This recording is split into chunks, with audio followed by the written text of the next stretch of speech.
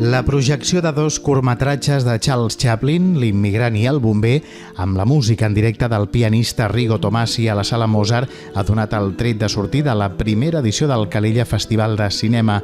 La gala inaugural ha anat a càrrec dels actors Juli Fàbregas i Jordi Díaz. Per Fàbregas és un luxe que a la seva ciutat s'impulsin projectes d'aquest tipus. Que es proposin fets com aquest, no? Un festival de cinema aquí a Calella, la meva ciutat, no? La veritat és que és una joia i un goig i un honor que es puguin fer coses així i que en vinguin molts més festivals i que això vagi creixent i que se'n parli molt, i no només aquí, sinó a Catalunya, a Espanya, que se'n parli, és internacional el festival. Llavors la importància que té és una meravella, que la gent lluiti perquè això pugui anar endavant, que el puguem tenir, que vagi pujant aquest festival i que la gent vulgui venir al nostre festival.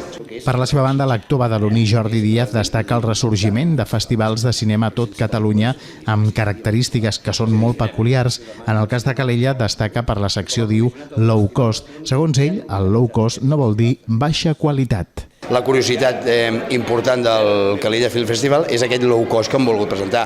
I tot i amb això no vol dir que les pel·lícules hagin de ser de molt més baix nivell no. Estem parlant d'un caler més ajustat, d'un pressupost més ajustat per fer aquestes pel·lícules, però en canvi la qualitat, la idea, la imaginació i la creació dels seus artistes o els seus autors és d'un nivell brutal. I això fa que et presentis davant d'un festival petit, de low cost, veient unes pel·lícules extraordinàries. Grandíssimes les pel·lícules, grandioses.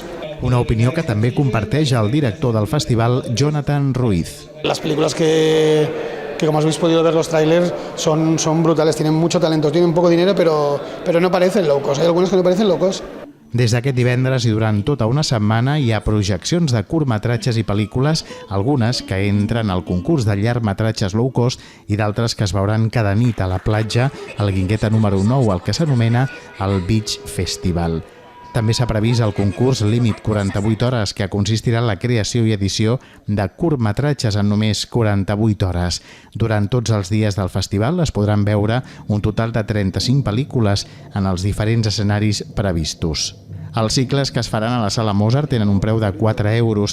Segons els responsables d'aquest festival, és un preu assequible que serveix a l'organització per cobrir els costos dels drets d'emissió de les pel·lícules. El Festival de Cinema de Calella té un pressupost de 15.000 euros i compta amb el suport de l'Ajuntament de Calella i de l'Associació Turística.